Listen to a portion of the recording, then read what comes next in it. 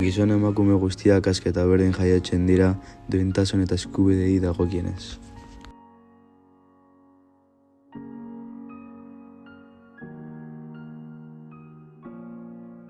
Historian zehar, hainbat pertsonak izan dute eragina giza eskubideengan.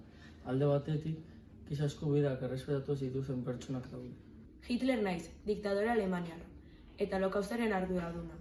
Bertan, milioika hijito, judu, desgaitasuna zuten pertsonak eta nire alde zeuden politikoak hil nituen.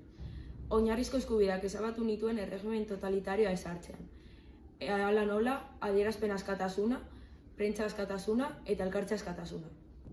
Benito Mussolini italiar diktadorea naiz, eta beste hainbat eskubide urratu nituen agindupean nengoenean.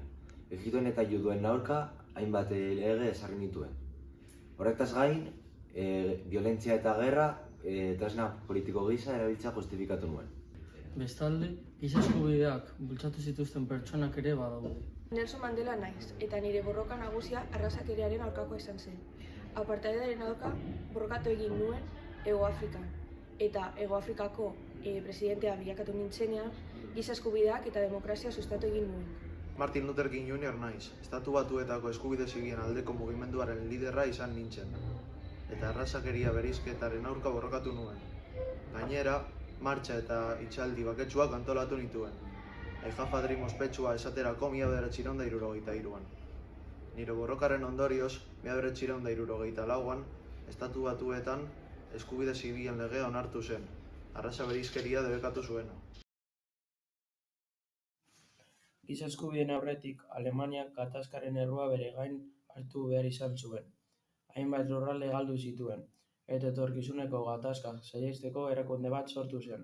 Hau, Nazioen Liga deitu zuten.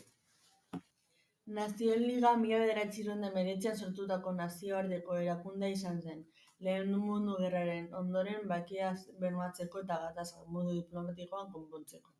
Bersaileseko itunaren bidez sortu zen, eta bere helburu nagusia etorkizunean gerrak saihestea zen.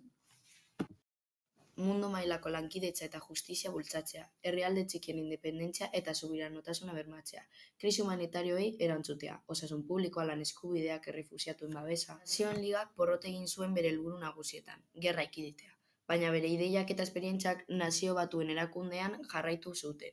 Geroago, giza eskubideak sortu ziren. Giza eskubideak edozein gizakeria pekatzen zaion eskubideak dira. Nazionalitatea, generoa, sexualizazioa, erlijioa, kolore, hizkuntza edo beste baldintzak izan arren. Giza eskubideak funtsezkoak izan arren, guztiz ez dira denak betetzen. Hauek pertsonen duintasuna, askatasuna eta berdintasuna bermatzen dute. Eskubide zibilen aldeko borrokak Estatu Batuetan, apartheidaren amaieran, Hego Afrikan eta emakumeen eskubideen defentsak eta LGBTQ+ komunitateak eskubideen eremua zabaldu dituzte. Gaur egun, erronkak pribatasun digitala, krisi immunitarioak eta migrazioak dira.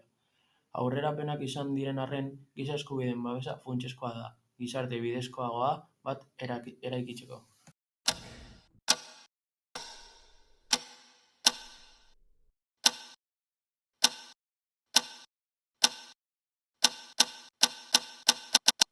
Animalengandik bereizten gaituena, Empatia. komunikazioa, arrazoimena, Logika. Ez zaitez basatia izan. Errespetatu giza eskubideak.